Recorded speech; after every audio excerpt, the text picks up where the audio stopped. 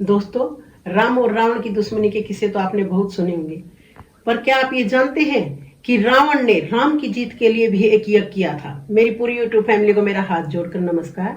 आज मेरे इस वीडियो में जानेंगे रावण से जुड़े कुछ ऐसे ही इंटरेस्टिंग फैक्ट।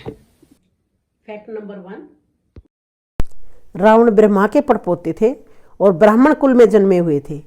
उनके पिता का नाम विश्रवा और उनकी माता का नाम केकसी था। क्या आप जानते हैं कि रावण को दशानन भी कहा जाता है? दशानन यानी कि 10 सिरों वाला। पर क्या सचमुच ही रावण 10 सिरों वाले थे? इसके पीछे भी एक अलग तथ्य है। जी नहीं, रावण के 10 सिर नहीं थे। कुछ तथ्यों के अनुसार उनके गले में 9 मणियों की एक माला थी। ये माला रावण के 10 सिर होने का भ्रम पैदा करती थी। रावण को यह मणियों की माला उनकी माँ ने दी थी। फैक्ट नंबर 2, रावण का नाम रावण क्यों पड़ा?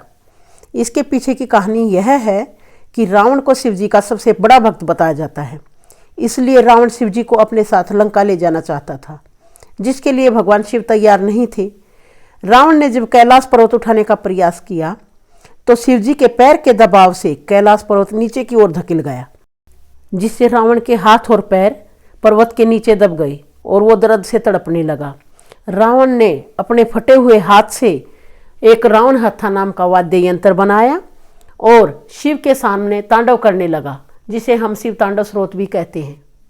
जिससे भगवान शिव भी आश्चर्य में पड़ गए और उन्होंने प्रसन्न होकर दशानन को रावण नाम दे दिया, जिसका अर्थ होता है तेज आवाज में दहाड़ना, और इसी रावण के तांडव को शिव तांडव स्रोत कहा जाता है। फैक्ट नंबर 3, दोस्तों, क्या आप ये जानते हैं कि जब राम को एक बहुत ज्ञानी ब्राह्मण की जरूरत पड़ी थी, तब राम ने रावण को आमंत्रण भेजा था। बात उस समय की है जब राम जी की सेना को समुद्र पर पुल बनाने के लिए शिव जी का आशीर्वाद चाहिए था, और इसके लिए ही राम जी को एक यज्ञ करना था, जो कि एक ज्ञानी ब्राह्मण के द्वारा ही संभव था। रावण शिव के प्रिय भगत थे, इसलिए वो इस निमंत्रण को ठुकरा नहीं सके और राम की जीत का यज्ञ खुद करने पहुंच गए। फैक्ट नंबर 4, रावण के पतन का कारण भी उनकी पत्नी ही थी। जब रावण की सेना धीरे धीरे हार रही थी और रावण अकेला ही बचा था, तो रावण राम की सेना का रुख मोड़ने के लिए एक शक्तिशाली यज्ञ करने का फैसला लेते हैं।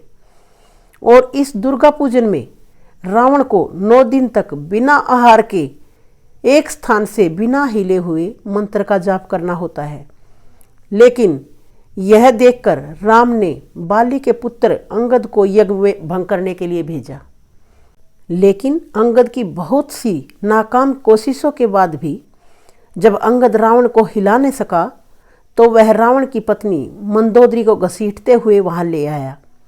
रावण फिर भी नहीं हिला, तो रावण की पत्नी ने चिल्ला चिल्ला कर रावण को शर्मिंदा कर दिया कि एक तरफ तो राम है जो अपनी पत्नी के लिए युद्ध लड़ रहा था, और दूसरी तरफ तुम हो जो अपनी पत्नी को बचाने के लिए भी अपने स्थान से हिल नहीं रहे हो। यह सुनकर रावण ने अपना यज्ञ अधूरा छोड़ दिया और रावण की हार हुई। और इसीलिए ही रावण की हार का कारण उनकी पत्नी मंदोदरी को ही माना जाता है।